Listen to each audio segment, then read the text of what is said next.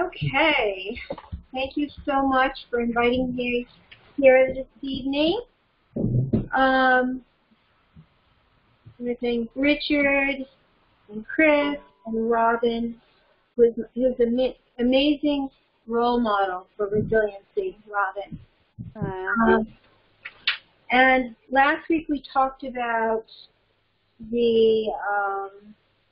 I think it's the most important quality of resiliency, and that is having a spiritual practice and faith, and how important it is to have a regular practice, a daily practice, in which you are able to connect with your source of healing. And I used the metaphor last week of that tree, that resiliency tree, and how because it had such deep roots in a farm that was over 200 years old, even though the core was completely gone, it was able to produce fruit. And just as that's a metaphor for our spiritual life, which is so connected to healing. And so nurturing a daily spiritual practice is the foundation, just like a root. It's the root tap of healing, in my opinion. And last week we talked about the importance of that. And this week we're going to talk about optimism. And optimism, I'm first going to talk about what it's not. So optimism is not being naive. It's not being what? Naive. Naive. Okay. It's not being unrealistic. It's not having magical thinking. Optimism is also not positivity. Positivity is it's sort of like, you go up to someone who's about to keel over. They're horrible. Their life is terrible, and they have this big smile smeared on their face, and they say, "Everything's fine." Everything's great. There's no problem. What do you mean? That's denial, and it's toxic. It's not only toxic for themselves, it's toxic because they're the first person that, if God forbid you had cancer, and you went up and shared that with them, they would be the first person to say, "Oh, it's going to be fine. Just keep moving forward." Not acknowledging any of the human experience of trauma and of experiences such as what one has when they go through something like Morgellons disease. So it's definitely not glazing over the pain and the struggle. It's acknowledging it, but what it is having faith in the future. So it's acknowledging the challenges, but also having faith in a positive outcome, no matter what. And the other thing to understand about optimism is about, first you must understand that life is always changing. It's a continuum. Nothing is static. And that's all part of spirituality. So when you are keyed into spirituality, you understand that life is continually changing. And I think, Richard, when we started this call, I don't know if you remember that story I told about the man with the horse and the son, and he loses the horse, and then he loses his son, and then his son breaks his leg. So and his neighbors kept coming over and saying, "That's wonderful, that's horrible." But the whole moral of the story is that nothing is horrible or wonderful, because we really don't know what's going to happen in 3 more seconds. We just don't know. So it just is. So to be optimistic is to make a choice of thinking, even though you know, as being a rational human being, that you really don't know what the future is going to bring, but making a choice to think positively, to make a choice that no matter what I'm going through right now, I'm going to choose that this or something better is going to help me come to where I need to be in a positive state. So optimism is a choice, and it's a choice about believing that the outcome's going to be good. And this, what I'm doing now or something better, will be brought in my life to bring me to where I need to go. All I need to do is put my full heart into the moment and do what I'm doing full-heartedly. So I'm going to go back to journaling, and I think you can use journaling to help boost your optimism. And first and foremost, Richard has talked about the saga of the Morgellons sufferer, or the Morgellons person who is experiencing this right now, and often they do not have social support in their immediate environment. They don't have other human beings that are empathetic and compassionate to what they're going through, and sometimes they're even disparaged. So journaling is a wonderful way to acknowledge your feelings. So just writing your feelings down every day and letting yourself feel what you feel. And then also writing down an action plan. So acknowledging that pain, letting yourself feel it, but then writing down an action plan. Well, what am I going to do about this? And sometimes an action plan is, I'm going to go for a walk and just breathe. I'm going to listen to music I love. I'm going to, that's part of the action plan too, because if you're in a low space, there's ways of bringing yourself back up again. And if you're in a good space, maybe it'll be looking at your action plan for the actions you're going to take to fight this illness, which are quite a bit. It's very challenging, but it's really very important for your immune system and for your health and for a positive health outcome to make sure get your emotional state in at least a balanced state before you dive into some of the very hard, difficult, grueling things sometimes we have to do to get better. So, and then another journaling exercise that you can do that can really boost optimism is to write down your successes. Write down in detail the things in your life that you have overcome in the past or you've succeeded in the past. And also reflect on the fear you had before it and how you may have told yourself you weren't going to do it and that you had doubt about it. And then you went, you took action, you sought support, and you were successful. And it's important to write these things down because when you write, and it's not, that's for sort of achieving things, but any kind of positive experience or healing experience or loving experience you've had in your life, writing it down and reliving it actually stimulates your brain, and it creates positive hormones in your body for healing. So journaling, the times you're successful, kind of remember, I have some times in my life that I love, and I like to talk about them, and that's healthy, actually. It's not bragging. It's healthy to talk about your successes.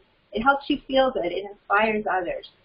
And so that's a great way to foster optimism. And, if I was able to do that, then I can do this. And there are correlates to optimistic people, optimists. They tend, studies show they tend to have more happiness in their life for the obvious reasons. They have more positive emotions. They just arise more often rather than negative self-pity, that kind of stuff. Less of that, more of, hey, this is great, aren't I fortunate? May I say something? Sure, of course. There's no hope in pessimism? No, there's no hope in pessimism. But we all go in that direction. And one other thing I had in my office many years ago, I don't know what happened to it, but there was this plaque that said, "Don't take life too seriously. You're never going to get out of it alive." Yes, and well, anyway, where was I? Back to optimism. So, so the correlates of optimism: more happiness, more positive emotions, better relationships for the obvious reasons. We all know how attractive it is when people are positive. People want to be close to you. They want to come to you. It's like a magnet. Like a magnet, yeah. Like a magnet, and human beings are just attracted to positivity. And and it's something we can generate and practice. And as a result, we have fewer negative emotions, and we have better health. And we develop better coping skills because our brain is working in more of an open way. So we're more creative. Our brain is open. Our visions are open. So optimism is just a very important skill to practice, cope better, and also optimists take more direct action because rather than focusing on fear, they focus on faith. So faith and spirituality was our first quality of resiliency. Today we're talking about optimism. So using your faith and just going and trying something, And so optimists do that, and as a result, they're more successful. So, and they have more hopefulness for the future and more confidence than people who are pessimistic. They have more successful outcomes, and visualizing your successful outcome is a wonderful thing. They're also more practical, believe it or not, and they're able to take different circuitous routes. So the optimists, when they hit a barrier, rather than saying, this isn't working, I'm giving up, they'll try to think of another route to go around the obstacle because they're optimistic and they have faith in their focal point.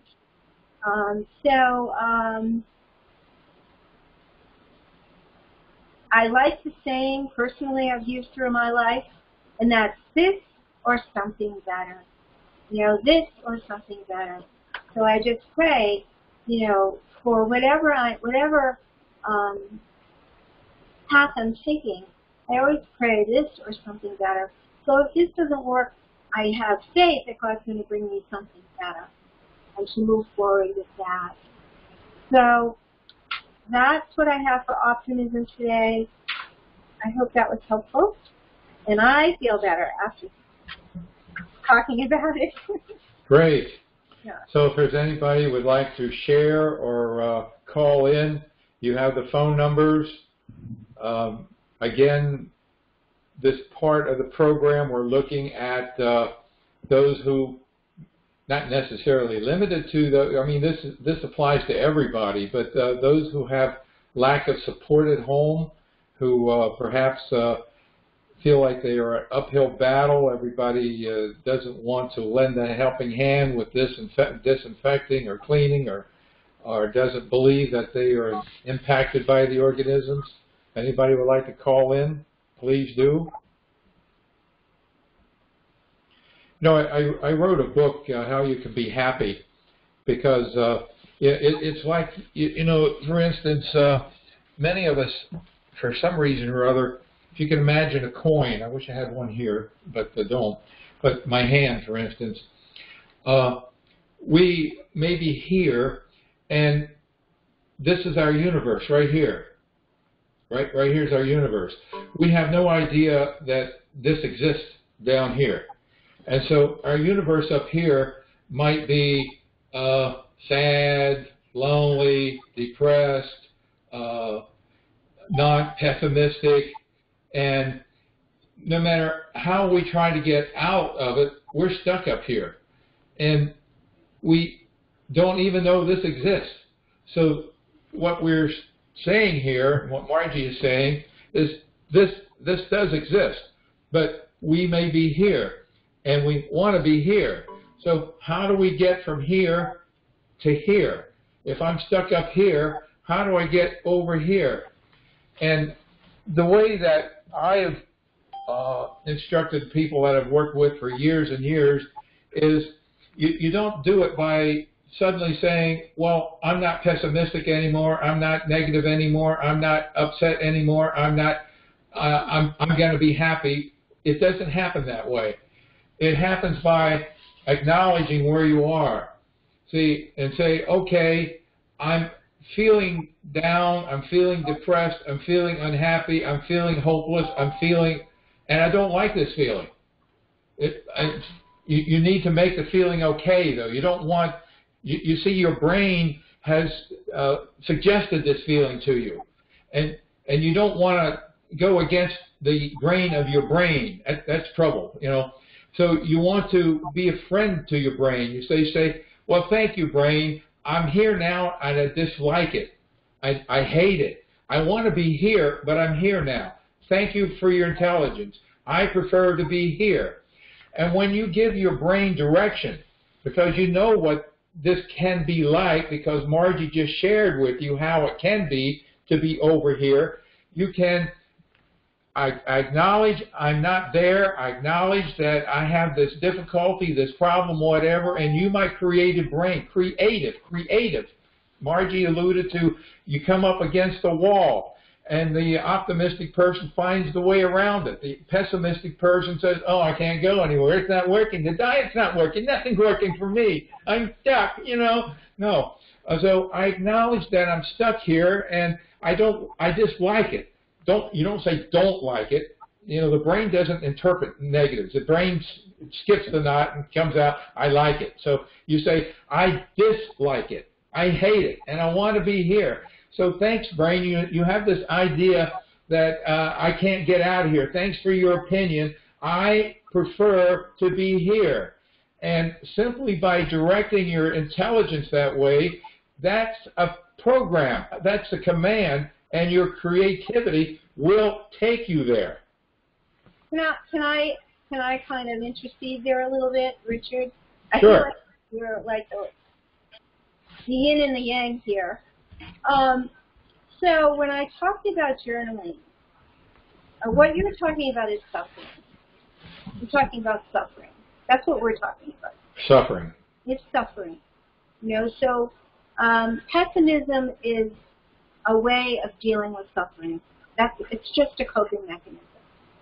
And that's why this journaling is so important. If you do not have someone that you can share your feelings with and share your trauma with, then journaling is a wonderful, and even if you do, there's something, you know, we talked last week about developing that spiritual taproot, and that's inside of us. So taking that time alone every morning, even for 3 minutes, breathing for 3 minutes, and just acknowledging that you have that spiritual taproot inside of you. You are connected. And then for optimism,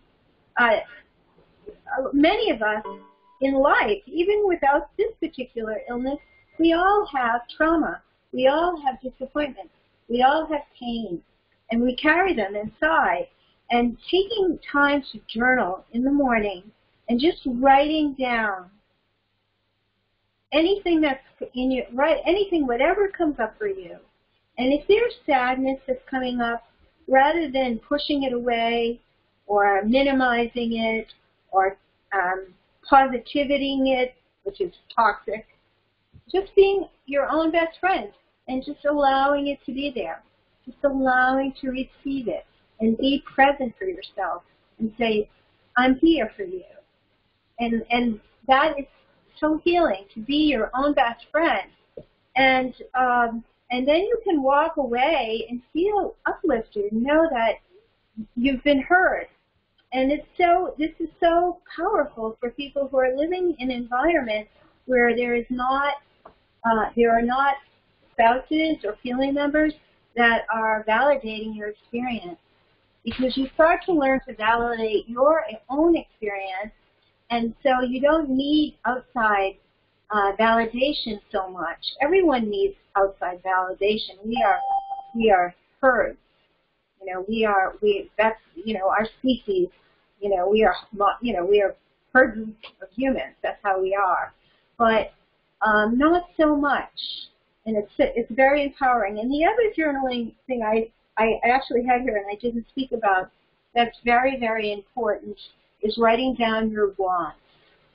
Write down, I want, fill in the blank. I want, fill in the blank. Even if it's high in the sky, I want, fill in the blank. That helps your brain and your mind and your heart. You're validating what you want. You're writing it down, you're acknowledging it, and I say give it to God, the things that you want. And then again, it's not that important if other people think it's a great thing because you've acknowledged it and you've taken that time for yourself. So, and you know what else can I, Margie? Yeah. One of the things that I've done, I think I've done it 5 times, is I create dream boards by cutting out words and pictures out of magazines. Yeah, dream board. And I make a giant thing of all the things I want. That's fantastic. And that's even I look at it every day, like I hang it on my wall. Yeah. And all the things on those dream boards have happened. Yeah. It's amazing. I did that. It's amazing. Probably, I think I was in my 30s. I went to a group and we did a dream board. And visualizing, that part of your brain that can visualize things, it's very powerful. So making a dream board just on all the ways your life will be different when you're healed from this illness or any illness, and putting it on paper and putting it out in a visual is a very powerful way of staying optimistic, staying on goals, and again, acknowledging yourself. You're acknowledging your dreams, your wants, your desires, and you're making them important enough to put them up on paper. Really amazing. Thank you, Robin. I've done dream boards before. They're interesting. They're fun, too. Yeah, they're fun. Yeah. They're fun. So, yeah. Great. Anyone like to share? Text in, call in? Okay. Thank you, Margie. Thank you, Robin. That'll conclude this part of the program.